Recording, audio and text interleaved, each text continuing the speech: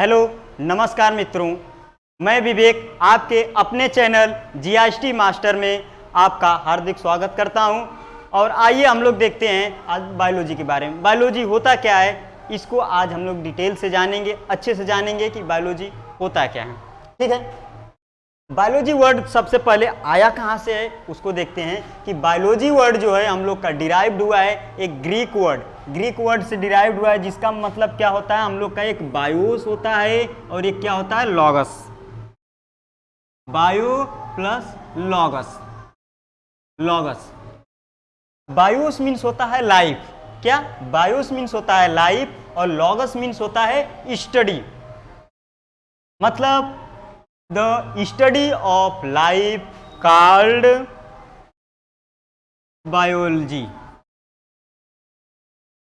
जीवन के अध्ययन को हम लोग क्या कहते हैं, जीव विज्ञान या बायोलॉजी कहते हैं। ठीक है, इसके बाद दूसरा डिफिनीशन हम लोग देख लेते हैं। ये सिंपल सा एकदम डिफिनीशन है कि स्टडी ऑफ लाइफ, 3 वर्ड्स के हैं, study of life called biology. ठीक, इसके बाद हम लोग एक और डिफिनीशन देख लेते हैं कि those science which deals with the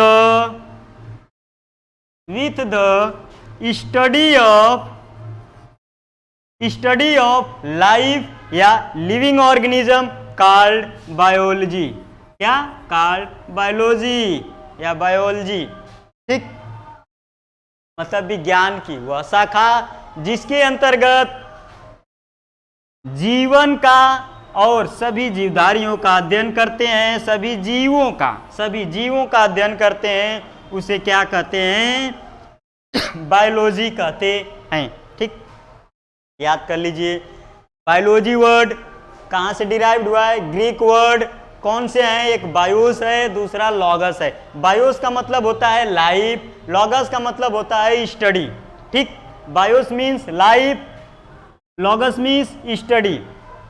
study को हिंदी में अध्ययन कहते हैं, अध्ययन।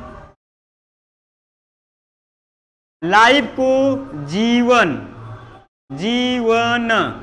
मतलब जीवन का अध्ययन करना ही जीव विज्ञान कहलाता है। ठीक है, इसको डिफिनीशन याद कर लीजिए। बायोलॉजी कहाँ से आया है, ग्रीक वर्ड। कौन से ग्रीक वर्ड, बायोस और लॉगस। बायोस का मतलब होता है लाइफ, लॉगस का मतलब होता है स्टडी। मतलब स्टडी ऑफ लाइफ क्या कहलाता है, बायोलॉजी कहलाता है। दूसरा डिफिनीशन है कि दो साइंस के अंडर में हम लोग बायोलॉजी पढ़ते हैं ना भाई। हम बताए भी थे कल कि रियल साइंस जो आता है वो थ्योरेटिकल होता है। उसमें जो हम लोग का होता है, एक होता है बायोलॉजिकल साइंस, एक होता है फिजिकल साइंस। 2 साइंस के बारे में बताए थे।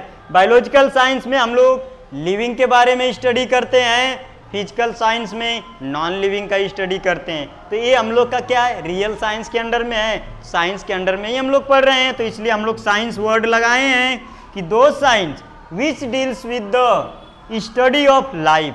क्या, स्टडी ऑफ लाइफ या लिविंग ऑर्गेनिज्म कॉल्ड बायोलॉजी। विज्ञान की वह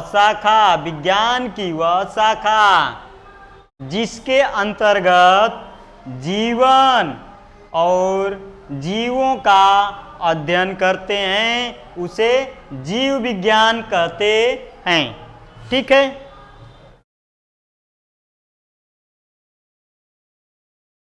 आइए अब हम लोग देखते हैं कि बायोलॉजी टर्म सबसे पहले आया कहाँ से था। अभी तक तो हम लोग देख रहे थे, कोई भी पूछ रहा था बायोलॉजी के बारे में तो हम लोग एक नाम बता रहे थे, जो नाम हम लिखे भी हैं, यही नाम सबको पता भी था। यही नाम सबको पता भी था। ये नाम जो है बहुत ही कम लोगों को पता रहता है, जो आज हम बताने वाले हैं। ठीक, बायोलॉजी टर्म जो होता है, सबसे पहले एक साइंटिस्ट थे जिनका नाम था गॉटफ्राइड रेनहोल्ड ट्रेविरेनस।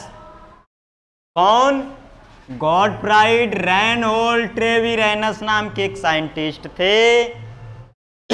1802 ईस्वी में क्या दिए थे 1802 ईस्वी में? बायोलॉजी टर्म दिए थे। क्या दिए थे? बायोलॉजी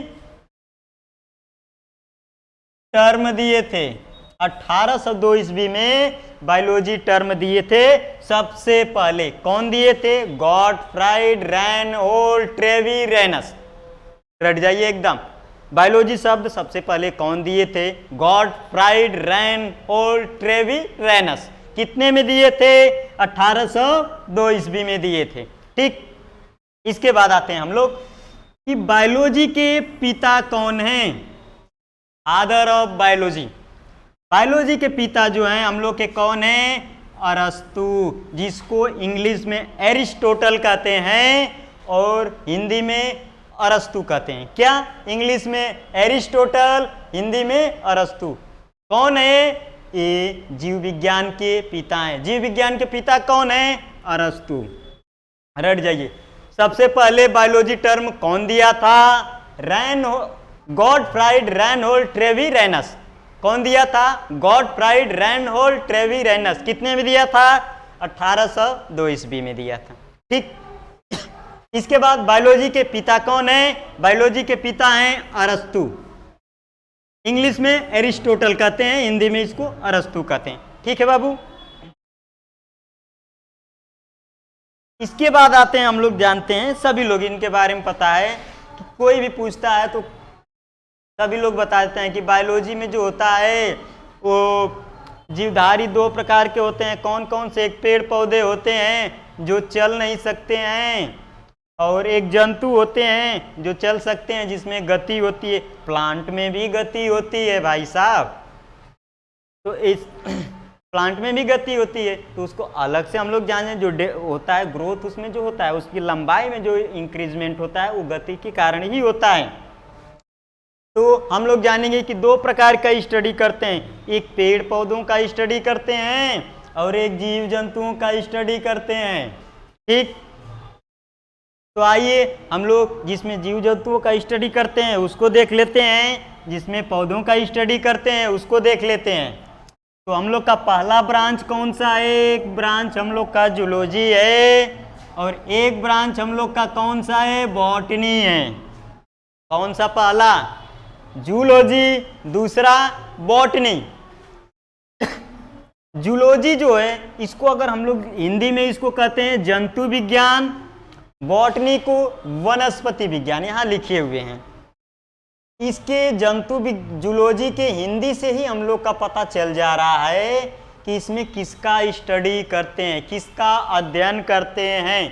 तो यहाँ जंतु विज्ञान मतलब विज्ञान का मतलब क्या होता है? सीखना। कल बताए थे आप लोग को कि विज्ञान का मतलब क्या होता है? सीखना या जानना या ज्ञान लेना। तीनों मतलब हम बताए थे कल कि विज्ञान का मतलब क्या होता है? सीखना, जानना या ज्ञान प्राप्त करना। तो मतलब जिस जीव विज्ञान की वह शाखा जिसके अंतर्गत जंतुओं के बारे में सीखते हैं, जानते हैं या ज्ञान प्राप्त करते हैं, उसे जंतु विज्ञान कहते हैं। क्या कहते हैं? जंतु विज्ञान कहते हैं। आइए जूलॉजी को हम लोग तोड़ के देखते हैं कि जूलॉजी कौन कौन है। तो जूलॉजी, जू मीन्स होता है, जू एक हो जाएगा और एक दूसरा क्या हो जाएगा? लॉगस। जू मीन्स होता है एनिमल। क्या होता है? एनिमल। लॉगस मीन्स होता है स्टडी, यहाँ लिखे हुए हैं। ठीक है, तो जू मीन्स एनिमल को हिंदी में जंतु कहते हैं, स्टडी को क्या कहते हैं? अध्ययन कहते हैं। मतलब जीव विज्ञान की वह शाखा जिसके अंतर्गत सभी जंतुओं का स्टडी या अध्ययन करते हैं, उसे क्या कहते हैं? जंतु विज्ञान या जूलॉजी कहते हैं। ठीक, इंग्लिश में those biological science which deals with the study of all animal called zoology. ठीक, आइए डिफिनीशन इसका लिख देते हैं यहाँ पे, आप लोग को इजी रहेगा समझने में, लिख देते हैं यहाँ पे।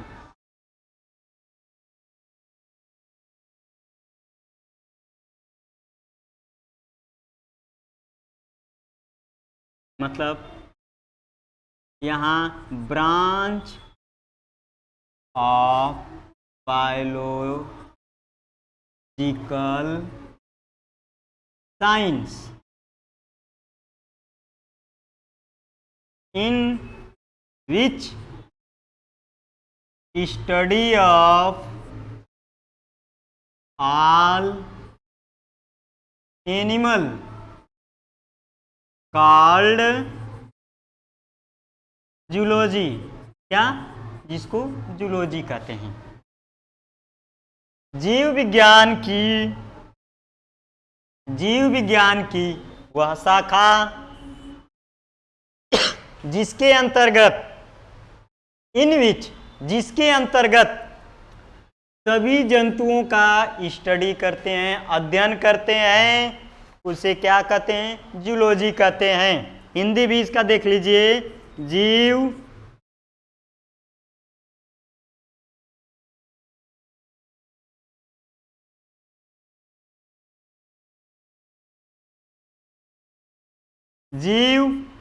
विज्ञान की वह शाखा जिसके अंतर्गत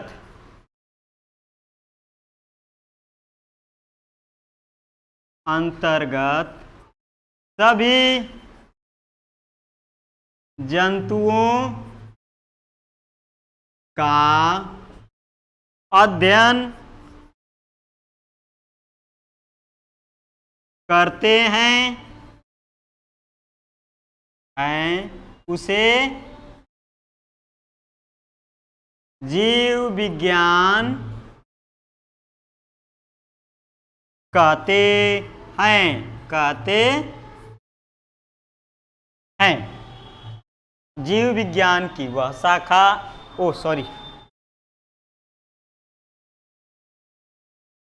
उसे जंतु विज्ञान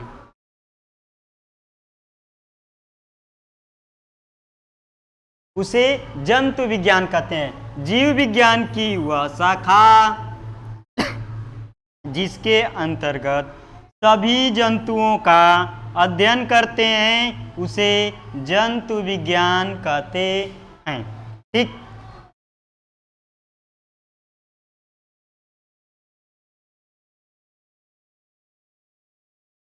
उदाहरण में सभी जंतु जितने भी आ जाते हैं, सभी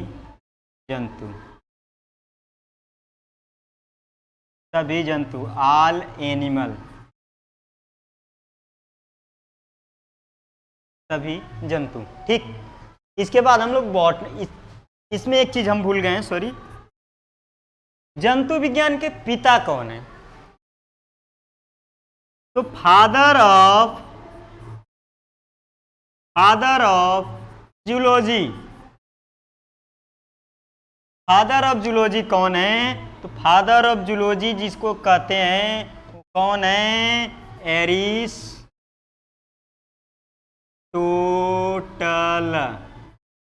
अरस्तु। इसको हिंदी में क्या कहते हैं? अरस्तु। जूलॉजी के पिता कौन है? अरस्तु हैं। इंग्लिश में इसको अरिस्टोटल कहते हैं। कहीं देखने को मिल जाए अरस्तु रहे या कहीं पे ये देखने को मिल जाएगा तो कंफ्यूज मत हो जाइएगा, दोनों का मतलब एक ही होता है। इंग्लिश में अरिस्टोटल कहते हैं और हिंदी में इसको अरस्तु कहते हैं इनको। ठीक,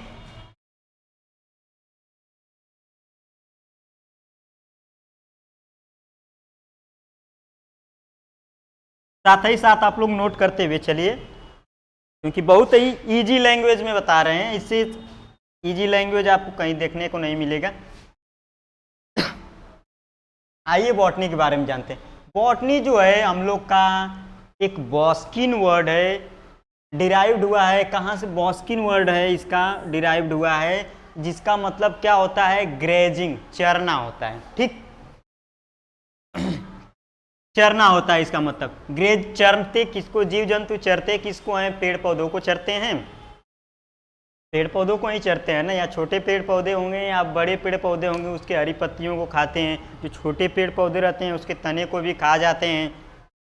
ठीक, तो मतलब उसको चरते हैं पेड़ पौधों को। तो इसलिए जीव विज्ञान की वह शाखा जिसके अंतर्गत सभी पौधों या वनस्पतियों का अध्ययन करते हैं उसे क्या कहते हैं, वनस्पति विज्ञान कहते हैं।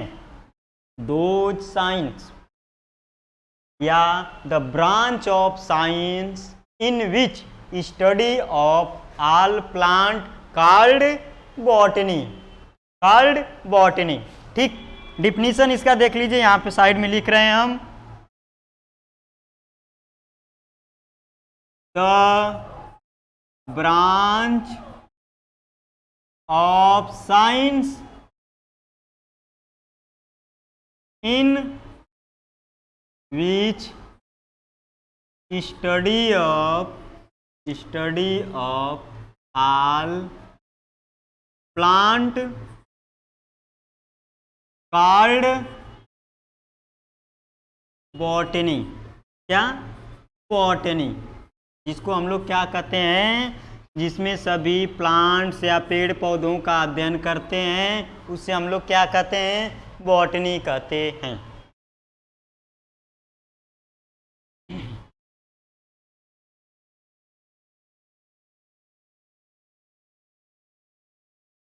जीव विज्ञान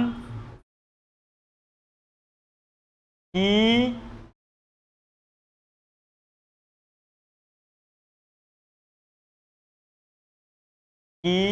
वह शाखा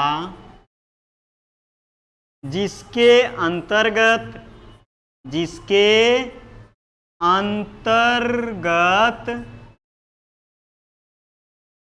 सभी पेड़ पौधों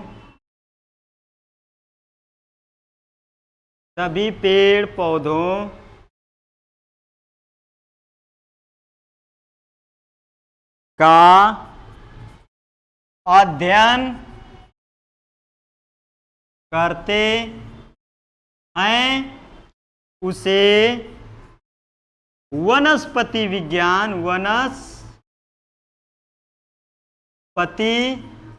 विज्ञान कहते हैं। उसे क्या कहते हैं, वनस्पति विज्ञान कहते हैं। ठीक है, क्लियर नहीं हो पा रहा है तो इसको फिर से लिख दे रहे हैं।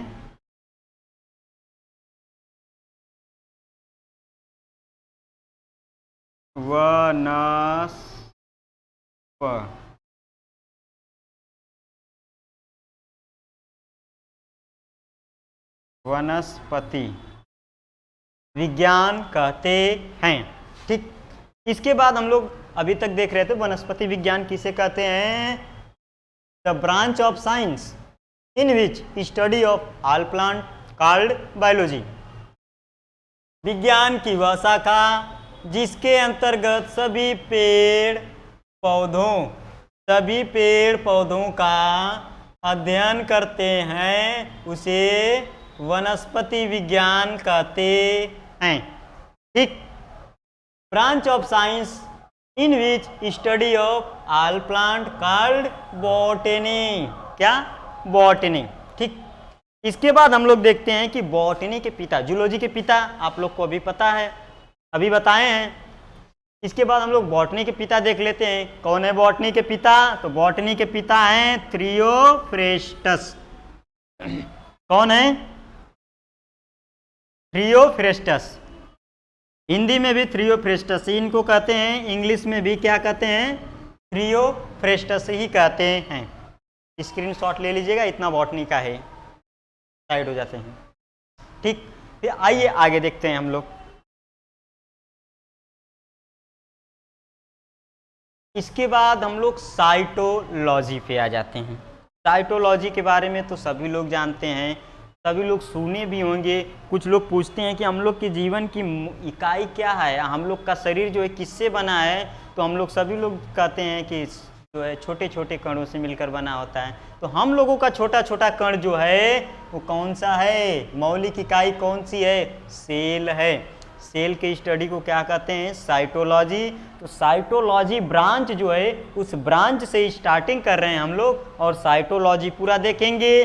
साइटोलॉजी में ये जो चीज़ें पाई जाती हैं, सेल ऑर्गेनल जो कोशिका अंग पाए जाते हैं, उसको भी हम लोग आगे चल के देखेंगे। पहले आज हम लोग साइटोलॉजी के बारे में जान जाते हैं। ठीक, साइटोलॉजी हम लोग का सेल जो होता है इसमें स्टडी करते हैं, वो होता है साइटोलॉजी। साइटोलॉजी को हिंदी में क्या कहते हैं, कोशिका विज्ञान कहते हैं। ठीक, साइटोलॉजी को हिंदी में कोशिका विज्ञान कहते हैं। साइटोलॉजी को दो भाग में हम लोग तोड़ेंगे तो इसका डिफिनीशन बाहर निकल के आ जाएगा, एकदम एकदम हम लोग के जुबान पे हो जाएगा। क्या, देखिए, एक है हम लोग का साइटो और दूसरा क्या है हम लोग का लॉगस। क्या है, एक साइटो दूसरा लॉगस। साइटो मीन्स होता है सेल, क्या होता है, सेल। सेल को हिंदी में कहते हैं कोशिका। लॉगस मीन्स होता है स्टडी, और स्टडी को हिंदी में क्या कहते हैं, अध्ययन कहते हैं। ठीक, इसको ऊपर लिख दिए हैं, इसको यहां लिख दे रहे हैं हम। स्टडी को अध्ययन कहते हैं, अध्ययन। ठीक है,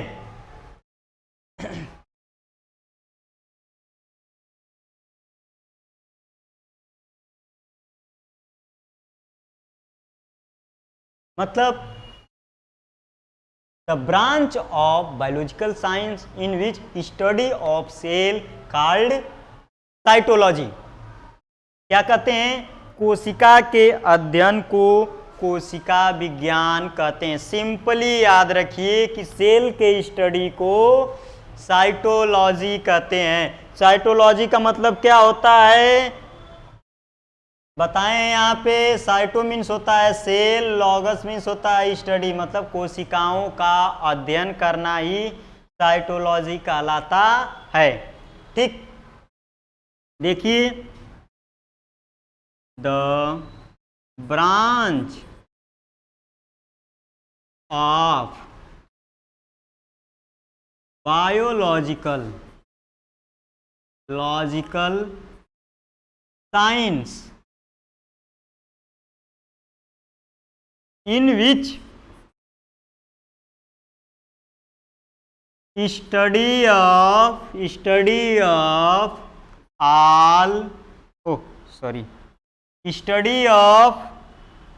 cell called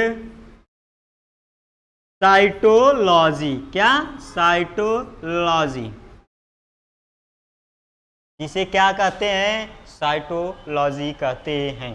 the branch of biological science in which study of cell called cytology. ठीक, इसके बाद आते हैं हम लोग, इसको हिंदी में देख लेते हैं हम लोग। हिंदी हम इसका ऊपर लिख दे रहे हैं यहाँ पे, इतना आप लोग देख ले रहे हैं। तो ये साइटोलॉगस को आप लोग थोड़ा सा देख लीजिएगा, ये सिंपल है एकदम। साइटोलॉजी आपको तो इसी में छुपा हुआ है, इसी से भी आप लोग देख सकते हैं। मतलब जीव विज्ञान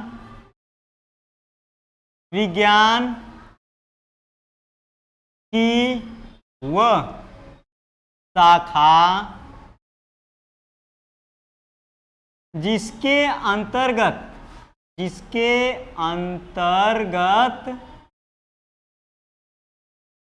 कोशिकाओं का अध्ययन करते हैं, कोशिकाओं का अध्ययन करते हैं, उसे क्या कहते हैं, कोशिका विज्ञान। क्या कहते हैं, कोशिका विज्ञान कहते हैं। जीव विज्ञान की वह शाखा जिसके अंतर्गत हम कोशिकाओं का अध्ययन करते हैं उसे कोशिका विज्ञान कहते हैं। The branch of biological science in which study of cell, क्या? Study of cell called cytology. क्या कहते हैं? सेल के स्टडी को साइटोलॉजी कहते हैं। ठीक, इतना डिफिनीशन जो है आप लोग एक बार इसको हम हटा दे रहे हैं। डिफिनीशन इसका एक बार स्क्रीनशॉट ले लीजिए। साइटोलॉजी स्क्रीनशॉट ले लीजिए। ठीक, मेरे प्यारे दोस्तों, अगर मेरा वीडियो अच्छा आप लोग को लग रहा है प्लीज़ मेरे वीडियो को शेयर करें और चैनल पे आने से पहले उसको सब्सक्राइब कर लें, जिससे कि मेरा जैसे ही वीडियो अपलोड होता है या वीडियो आप लोगों यूट्यूब पे जाता है सबसे पहले मैसेज आप लोगों तक पहुंचे। और मेरे वीडियो को लाइक करें और अधिक से अधिक प्लीज़ इसको शेयर करें, जिससे हमारा भी मनोबल बढ़ेगा और आप लोगों के लिए और अधिक से अधिक हम मेहनत करते रहेंगे। इसके बाद आइए हम लोग देखते हैं कि जीव विज्ञान के पिता कौन हैं।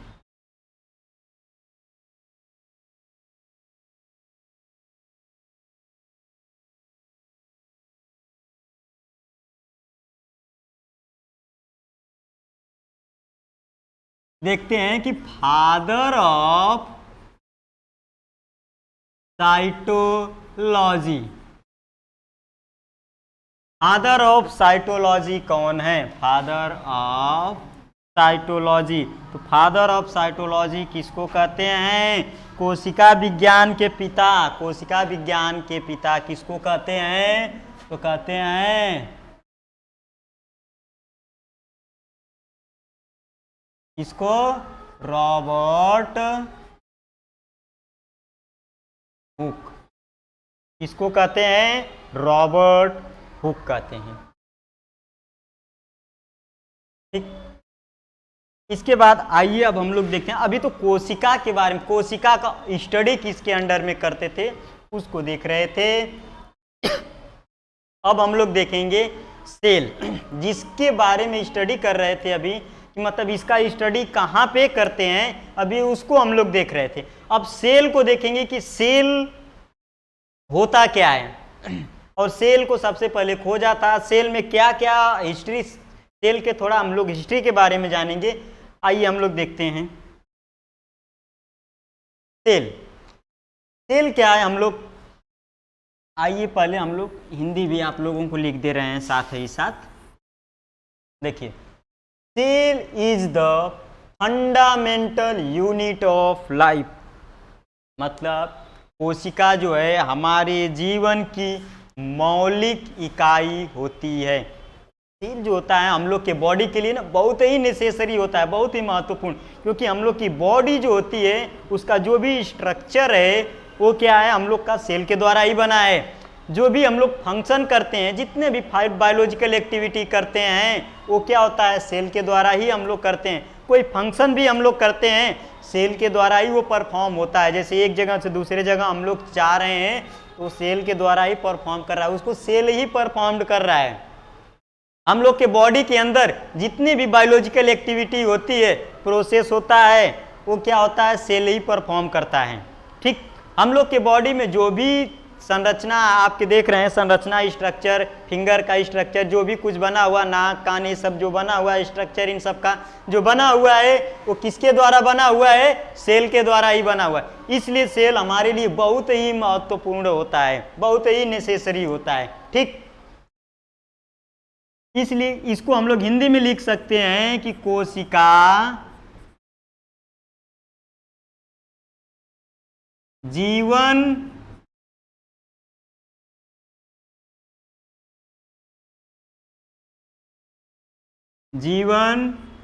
की मौलिक इकाई होती है। मतलब कोशिका हमारे लिए बहुत ही महत्वपूर्ण है। जो भी चीज़ें हम लोग को देखने को, मतलब कोई भी लिविंग ऑर्गेनिज्म है, अगर वो है, अगर उसको देख रहे हैं तो सेल के द्वारा ही बना है। जितने भी हम लोग के अगल बगल कोई लकड़ी की भी चीज़ें बनी हुई, तो ये सेल के द्वारा ही क्या हुआ है, बना हुआ है। ठीक, इसके बाद हम लोग दूसरा एक डिफिनीशन, एक हम लोग का डिफिनीशन ये हो गया, एक दूसरा डिफिनीशन हम लोग देख लेते हैं।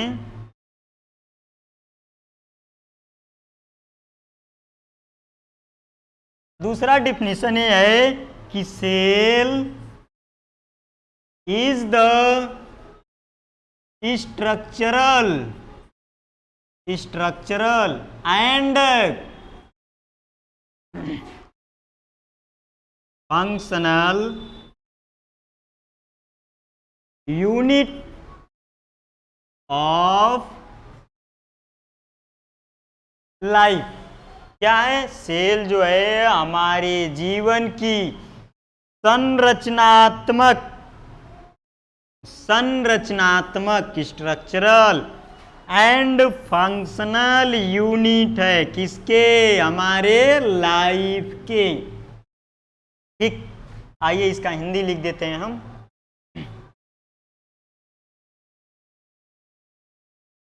कोशिका जीवन की संरचनात्मक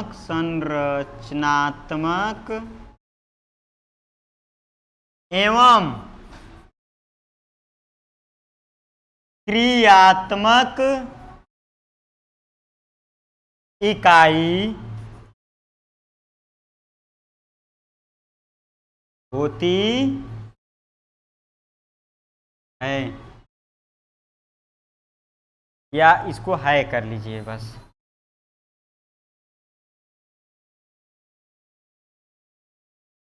इकाई है। ठीक, अब यहाँ पे देख रहे हैं हम लोग, अलग पेन ले लेते हैं आप लोगों को, जिससे मार्क करें तो अच्छे से समझ में आए। येलो ले लेते हैं, डार्क येलो। ठीक, देखिए क्या दिया है कि सेल इज द स्ट्रक्चरल हमारी बॉडी, आपकी बॉडी, हमारे आस पड़ोस में जो भी जंतु दिख रहे हैं उसकी बॉडी किससे बनी होती है, सेल से बनी होती है। उसको स्ट्रक्चर कौन देता है, सेल देता है। इसलिए सेल इज द स्ट्रक्चरल, मतलब हम लोग का जो भी स्ट्रक्चर बना है भाई, वो किससे बना है, सेल से बना हुआ है, सेल से बना हुआ है।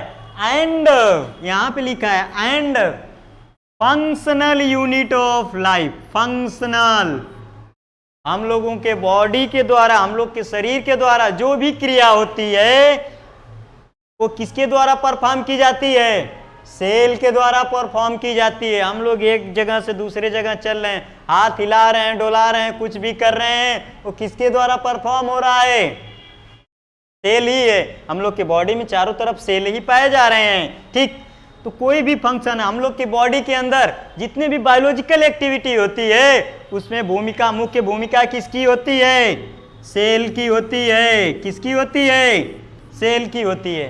ठीक, तो इसलिए हम लोग कोशिका को क्या कहते हैं, कोशिका हमारे जीवन की, कोशिका जीवन की संरचनात्मक एवं क्रियात्मक इकाई होती है। क्या होती है, हमारे जीवन की संरचनात्मक एवं क्रियात्मक इकाई होती है। बाबू आप लोग इसको एकदम रट जाइए, इतने आराम से हम आप लोग को बता रहे हैं कि इतने में आप लोग के माइंड में 2 से 3 बार इस डिफिनीशन को हम बता चुके हैं। आपके माइंड में बिना कॉपी नोट किए हुए नोट कर रहे होंगे आप लोग, तो और अच्छी बात है, नहीं तो वैसे भी आप लोग के माइंड में सेट हो जाएगा कि कहते क्या है इसको। ठीक है, तो 2 से 3 बार आप लोग बता रहे हैं, देख रहे हैं यहाँ पे स्ट्रक्चर दे दिया है, यहाँ पे क्या दे दिया है, फंक्शनल दे दिया है। ठीक, तो क्या यहाँ पे लाइफ भी दे दिया है, यहाँ पे यूनिट भी दे दिया है। यूनिट मीन्स इकाई, लाइफ मीन्स जीवन, फंक्शनल एंड स्ट्रक्चरल, क्रियात्मक संरचनात्मक। एकदम दिमाग में इसको कंठस्थ कर लीजिए, बैठा लीजिए आप लोग। क्या है? सेल इज द स्ट्रक्चरल, मतलब हम लोग की बॉडी जो बनी हुई है सेल के द्वारा बनी हुई है। जो कार्य परफॉर्म हो रहा है वो किसके द्वारा परफॉर्म हो रहा है? सेल के द्वारा। डिफिनीशन याद रख लीजिएगा एकदम आप लोग कि cell is the structural and functional unit of life. ठीक, क्या? Structural and functional unit of life, या cell is the fundamental unit of life. ठीक, आइए आगे हम लोग देखते हैं। इसके बाद हम, सॉरी आप लोगों को बताना भूल गए कि सबसे पहले इसको रब कर रहे हैं, स्क्रीनशॉट लेना है तो ले लीजिए इसको एक बार, हम साइड हो जा रहे हैं। चलिए,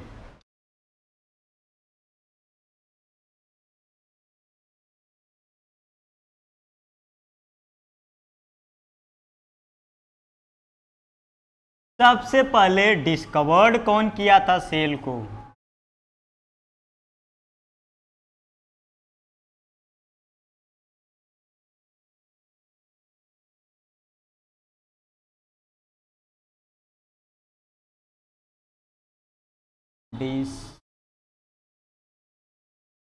सेल को सबसे पहले कौन डिस्कवर्ड किया था? Robert Hooke. कितने में किया था बाबू? 1665 ईस्वी में इन्होंने देखा, कॉर्क डेड सेल में देखा था। डेड सेल में ही खोजे थे प्लांट, तो उसमें देखा था कि सेल जो होती है एक जाल नुमा आकृति होती है। ठीक, और उसका जाल नुमा आकृति होती है, कंपार्ट, और बीच बीच में क्या होती है? कंपार्टमेंट बने होते हैं, और कंपार्टमेंट के बीच में जो होता है खाली, जैसे रूम खाली होता है एक ना, उसी तरह सभी कंपार्टमेंट क्या थे? खाली खाली थे। जो कैसे स्ट्रक्चर थे? जो हेक्सागोनल स्ट्रक्चर के थे। आइए देखते हैं, हेक्सागोनल स्ट्रक्चर के थे।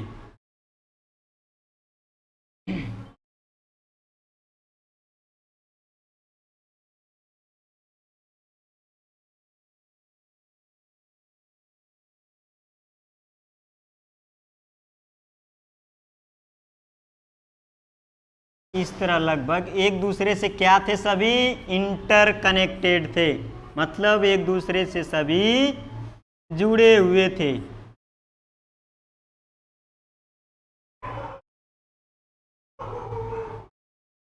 ठीक, ये क्या है? एक जाल नुमा आकृति होती है, एक दूसरे से सभी क्या थे? जुड़े हुए होते हैं। और वो कैसा होता है? खाली एक बीच बीच में क्या होते हैं?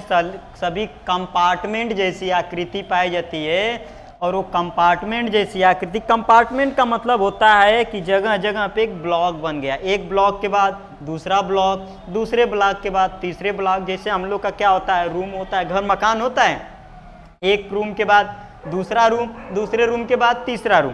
तो इसी तरह एक के बाद एक थे, और सभी एक दूसरे से जुड़े हुए थे, और वो क्या थे? खाली थे। जैसे रूम हम लोग का क्या था? एक रूम मान लीजिए कंपार्टमेंट है, और एक रूम खाली जैसा होता है, इसी तरह ये भी क्या थे?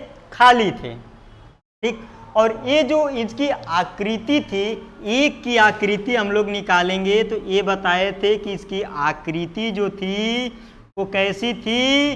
हेक्सागोनल लाइक थी। एक सेल को हम लोग निकाल के देखेंगे तो उन्होंने बताया था कि उसका जो शेप है वो कैसा है? हेक्सागोनल लगभग है। ठीक, यहाँ पे हेक्सागोनल, हेक्सागोनल का मतलब होता है जिसमें 6 एंगल बनते हो। इसमें काउंट कर लीजिए 1 2 3 4 5 6। कितने एंगल हुए? 6।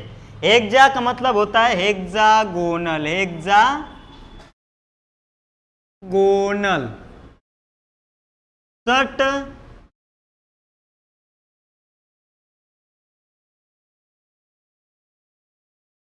षटकोणीय, कैसा? षटकोणीय।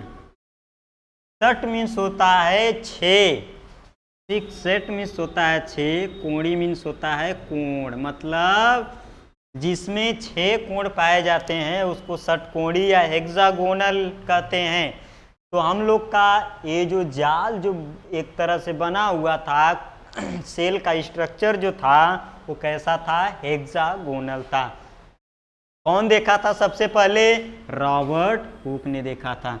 कितने में देखा था, 1665 ईस्वी में देखा था। ठीक, आइए आगे चलते हैं। इसके बाद रॉबर्ट हुक ने जो देखा था सेल वो किस में देखा था, डेड सेल में देखा था। डेड सेल जो देखा था वो डेड कॉर्क प्लांट में देखा था। एंटो उसके बाद आए थे 1674 में, 1674 ईस्वी में आपके एंटोनी वॉन लीवेनहॉक नाम के एक साइंटिस्ट आए। उन्होंने सबसे पहले क्या देखा था, लिविंग सेल को खोजा था। क्या खोजा था, एंटोनी वॉन लीवेनहॉक ने सबसे पहले लिविंग सेल को खोजा था। कितने में खोजा था, तो 1674 ईस्वी में, 1674 ईस्वी में खोजा था। ठीक, इसके बाद रॉबर्ट ब्राउन नाम के एक साइंटिस्ट थे। हिस्ट्री हम लोग इसका देख रहे हैं कि कौन कौन क्या क्या इसमें देखे थे सेल में।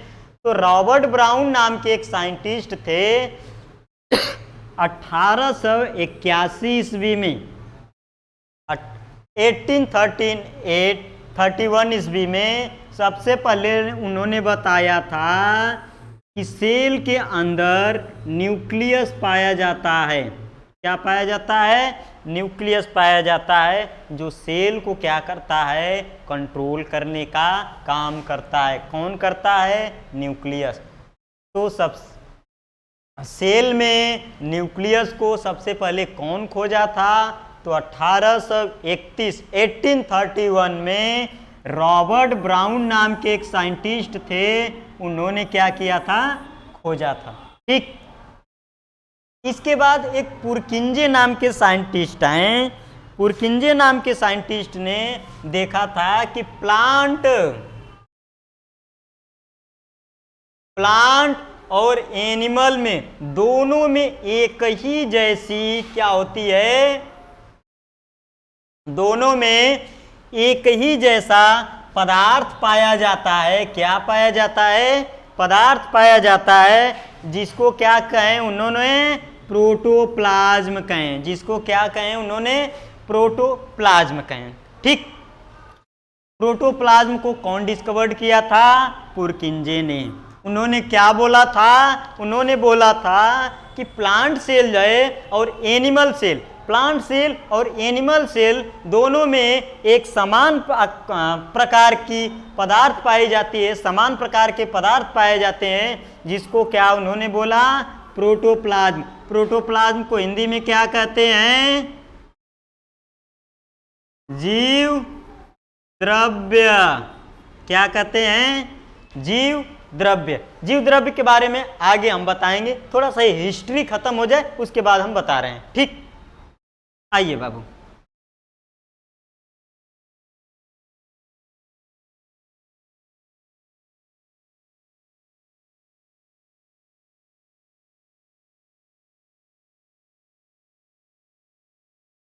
आइए एक इसके बाद हम लोग देखते हैं कि जर्मन एक बॉटनिस्ट है, जर्मनी के एक बॉटनिस्ट थे जिसका नाम था स्लाइडेन, जिसको हम लोग क्या कहते हैं, सेल थ्योरी कौन दिया था, तो स्लाइडेन एंड स्वान ने दिया था, सभी लोग जानते हैं। लेकिन स्लाइडेन कहाँ दिए थे और स्वान कहाँ दिए थे, आइए हम लोग देखते हैं कि जर्मनी के एक बॉटनिस्ट थे जिनका नाम था स्लाइडेन।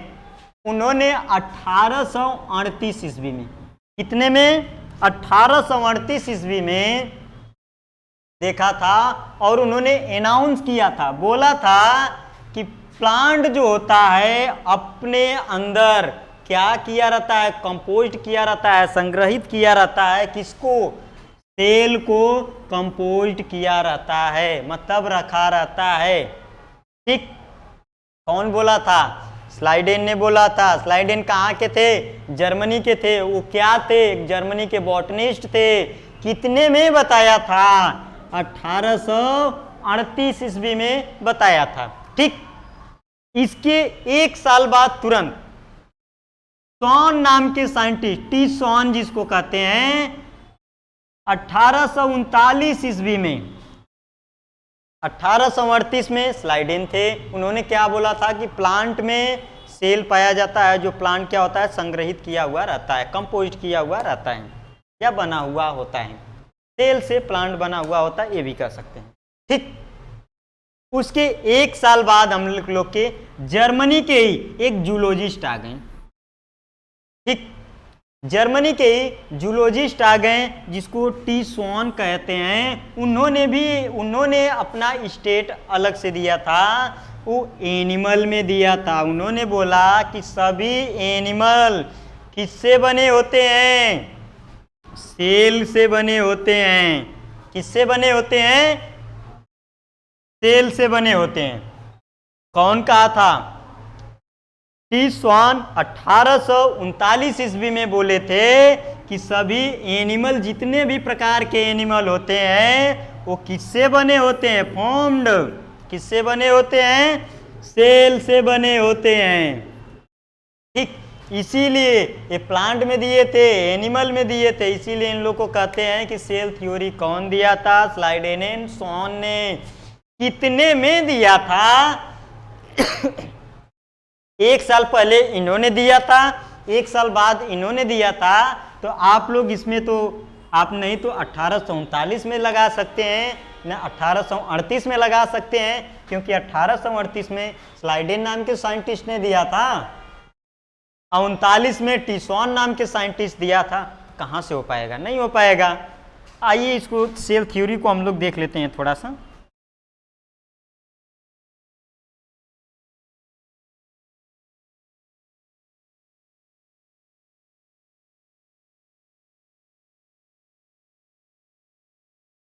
सेल थ्योरी नहीं, सेल थ्योरी।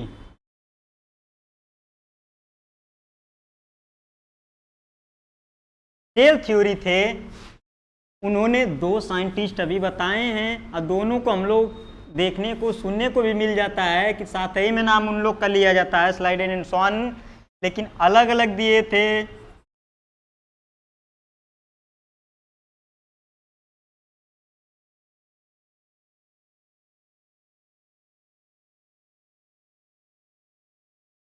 बस थोड़ा सा, बस यही।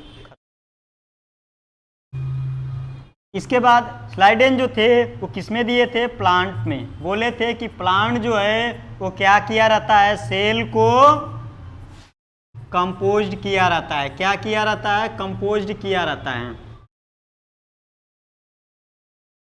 सेल को क्या किया रहता है? कंपोज्ड। सॉरी, कंपोज्ड किया हुआ रहता है। इन्होंने कितने में दिया था? इसको बोला था तो 1838 में दिया था। सेल थ्योरी की हम बात कर रहे हैं। इसके बाद स्वान जो थे, इन्होंने बताया था, टी स्वान ने बताया था एनिमल में, ऑल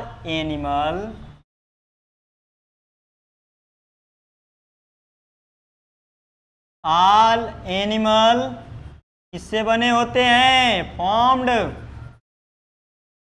किससे बने होते हैं? सेल से। ठीक, इसी के बेस पे इसको कहते हैं कोशिका का सिद्धांत। कौन दिया था? Schleiden and Schwann. क्योंकि प्लांट में ए दिए थे, एनिमल में ए दिए थे। प्लांट में कौन दिए थे? स्लाइडेन। एनिमल में कौन दिया था? T Schwann. कितने में दिए थे? 1838 में। स्लाइडेन ने प्लांट में 1838 में, टी सॉन प्लांट में 1839 में। कितने में दिया था? 1839 ईस्वी में दिए थे। ठीक, अब दोनों को जब ये प्लांट में दिए थे, एनिमल में दिए थे, तो इन्हीं दोनों को मिला, दोनों के सिद्धांत को मिला के इनका सिद्धांत प्लांट के लिए था। इनका सिद्धांत प्लांट के लिए था, इनका सिद्धांत एनिमल के लिए था। दोनों के सिद्धांत को मिला के क्या हो गया? Cell theory. तो इसीलिए कहते हैं सेल थ्योरी कौन दिया था? स्लाइडेन एंड सॉन ने दिया था। स्लाइडेन कितने में दिया था? 1838 में। सॉन कितने में दिया था? 1839 में। ठीक।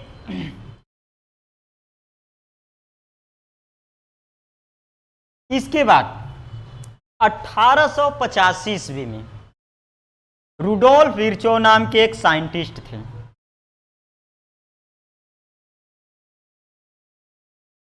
1885 ईस्वी में रुडोल्फ विर्चो नाम के एक साइंटिस्ट थे। रुडोल्फ विर्चो नाम के एक साइंटिस्ट थे। उन्होंने बोला था या प्रेजेंट किया था ओमनी सेलुली ए सेलुला। ओमनी सेलुला ए सेलुला का मतलब होता है कि जो भी सेल बनते हैं वो अपने प्री एग्जिस्टिंग सेल से बनते हैं।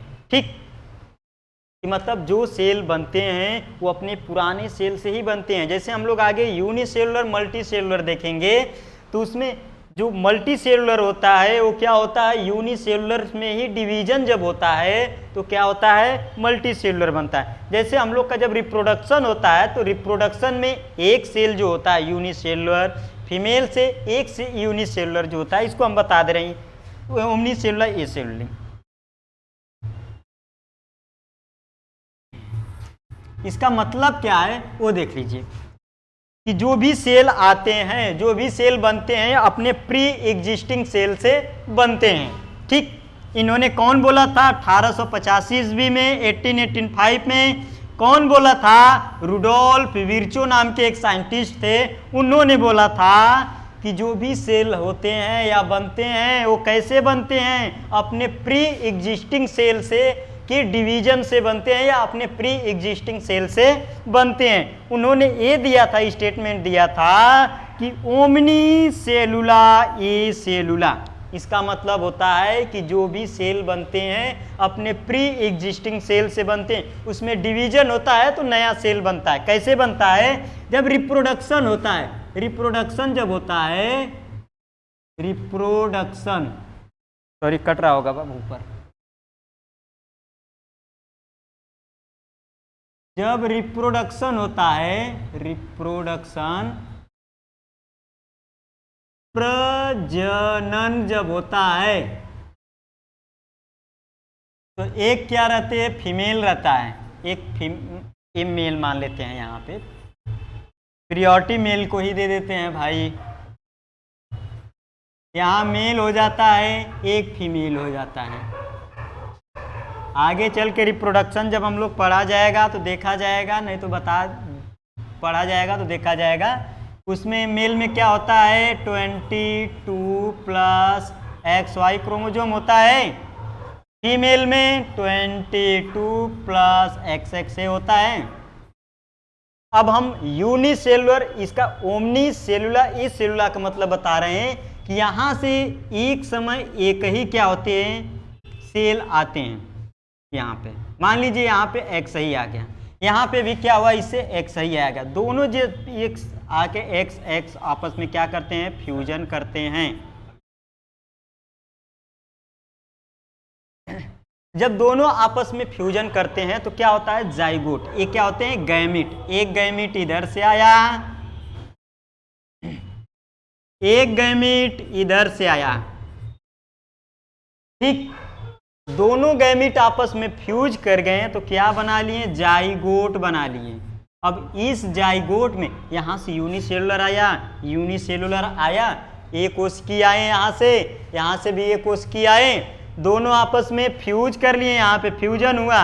फ्यूजन के बाद क्या बना लिए? जाइगोट। जाइगोट में क्या होता है? डिवीजन होता है। जब डिवीजन होता है तो एक सेल से मल्टी सेलुलर, दो सेल, 2 से 4, 4 से 8, 8 से 10, 10 ऐसे क्या होते हैं? 8 से 16, 16 से 32, 32 से 64 ऐसे अपना डिवीजन होता रहता है। 216 तक लगभग मैक्सिमम होता है। और जो होता है इसमें डिवीजन होते होते क्या होता है? किसी बॉडी या ऑर्गेनिज्म का फॉर्मेशन होता है। ऑर्गेनिज्म को क्या करते हैं? ऑर्गेनिज्म को बना देते हैं। फॉर्म्ड करते हैं, फॉर्म करते हैं या फॉर्मेशन होता है, ठीक, किसी ऑर्गेनिज्म का फॉर्मेशन होता है। तो इसका मतलब यही हुआ कि ओमनी सेलुली एसेलुला, जो भी सेल बनते हैं वो अपने प्री एग्जिस्टिंग से बनते हैं। इसके बाद आइए हम लोग एक चीज देख लेते हैं कि प्रोटोप्लाज्म अभी वर्ड बताए हैं, तो प्रोटोप्लाज्म जो होता है एक सिमिलर मैटर होता है। तो प्रोटोप्लाज्म बनते किस किस चीज से हैं उसको देख लेते हैं। प्रोटोप्लाज्म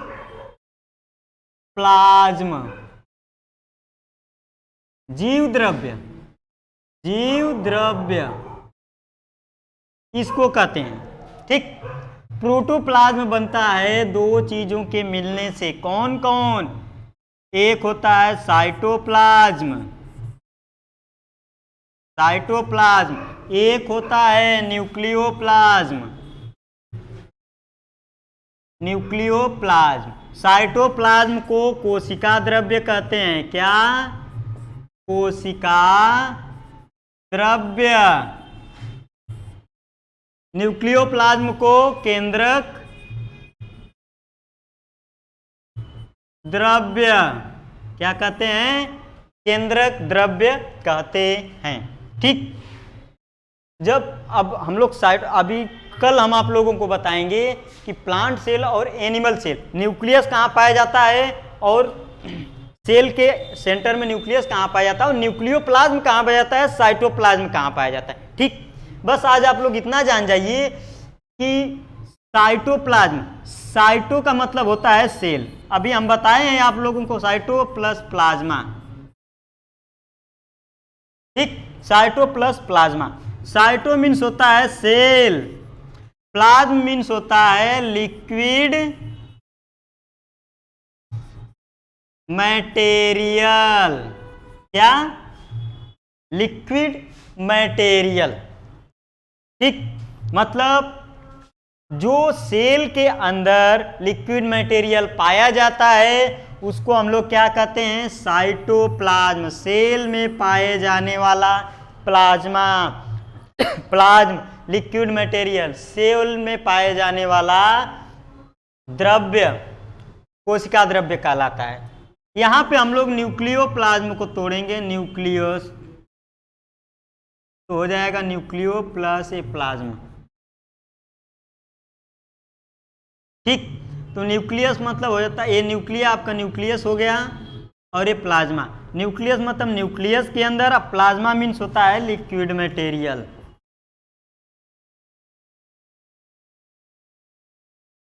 मटेरियल क्या? लिक्विड मटेरियल मतलब जो न्यूक्लियस के अंदर पाए जाते हैं लिक्विड मटेरियल उसको न्यूक्लियोप्लाज्म कहते हैं। जो सेल के अंदर पाए जाते हैं लिक्विड मटेरियल उसको साइटोप्लाज्म कहते हैं, ठीक। इतना बात समझ में आएगा। इतना बात आप लोग दिमाग में बना लीजिए कि जो सेल के अंदर द्रव्य पाया जाता है उसको कोशिका द्रव्य कहते हैं। जो न्यूक्लियस के अंदर चिपचिपे पदार्थ liquid material gelatinous gel like जो होते हैं पदार्थ मटेरियल पाए जाते हैं उसको क्या कहते हैं? न्यूक्लियोप्लाज्म या केंद्रक द्रव्य कहते हैं, ठीक। जब न्यूक्लियोप्लाज्म सेल पाया जाता, हम सिंपली यहां पे बना के दिखा दे रहे हैं। मान लीजिए हेक्सागोनल अभी आप लोग को बताए हैं, दिख रहा होगा। हेक्सागोनल सेंटर में आपका सेल लगभग पाया जाता है ऐसे, ठीक। ये न्यूक्लियस आपका हो गया, ये क्या हो गया? न्यूक्लियस। ये हम लोग का ये सेल है बाहर,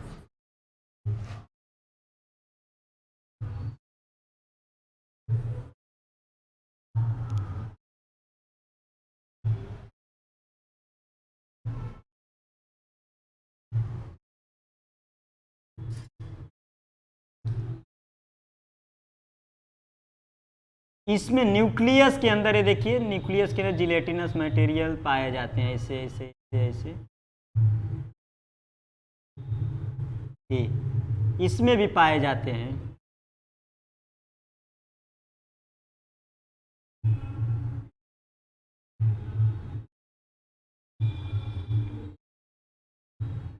इस तरह से, ये देखिए। तो ये जो न्यूक्लियस के अंदर चिपचिपे पदार्थ पाए जा रहे हैं, ये देखिए न्यूक्लियस, देखिए ये न्यूक्लियस दिख रहा है बीच में, सेंटर में। न्यूक्लियस के अंदर जो चिपचिपे पदार्थ पाए जा रहे हैं उसको हम लोग क्या कहते हैं? न्यूक्लियोप्लाज्म। ए बीच में, उसको हम लोग क्या कहते हैं? न्यूक्लियोप्लाज्म। क्या? न्यूक्लियोप्लाज्म। और ये देखिए, ये सेल है। न्यूक्लियस के बाहर कोशिका मेम्ब्रेन, सेल मेम्ब्रेन के अंदर, न्यूक्लियस के बाहर जो चिपचिपा पदार्थ या जिलेटिनस या लिक्विड मटेरियल पाया जाता है उसको हम लोग क्या कहते हैं? साइटोप्लाज्म। क्या कहते हैं? साइटोप्लाज्म।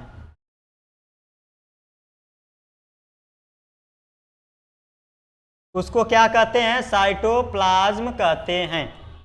ठीक, इतना आप लोग याद रखिएगा कि इसके न्यूक्लियस के अंदर जो लिक्विड मटेरियल पाया जाता है उसे न्यूक्लियोप्लाज्म, और सेल मेम्ब्रेन और न्यूक्लियर मेम्ब्रेन के बीच में जो द्रव्य या लिक्विड मटेरियल पाया जाता है उसको क्या कहते हैं? साइटोप्लाज्म कहते हैं।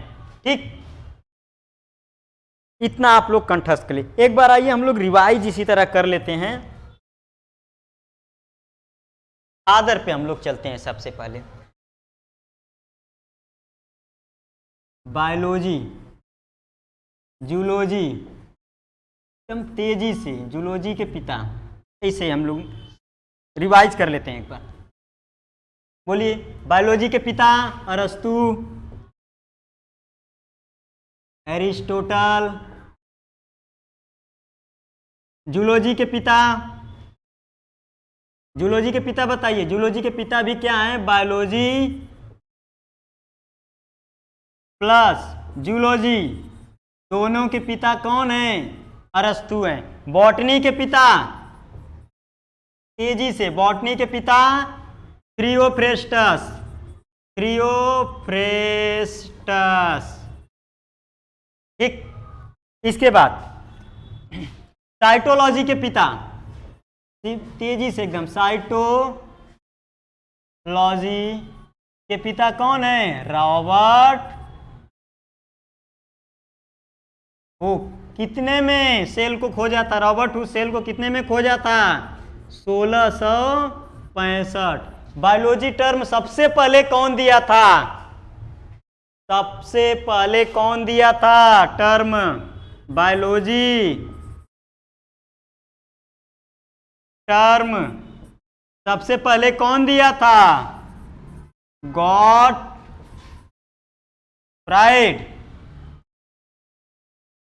Reynold Treviranus. कौन? ट्रेविरेनस। कितने में टर्म में दिया था? तो 1802 में। ठीक, इसके बाद सबसे पहले रॉबर्ट हुक तो डेड सेल में खोजे थे, सबसे पहले लिविंग सेल में कौन खोजा था? लिविंग सेल को कौन खोजा था? लिविंग सेल, लिविंग सेल को कौन खोजा था? बताइए बताइए। इसके बाद न्यूक्लियस को सेल में कौन देखा था? इसके बाद सेल थ्योरी कौन कौन दिया था? ये आप लोगों के लिए होमवर्क रहेगा। ओमनिस सेलुला ई सेलुला कौन दिया था? कौन बोला था? ये आप लोगों के लिए होमवर्क रहेगा।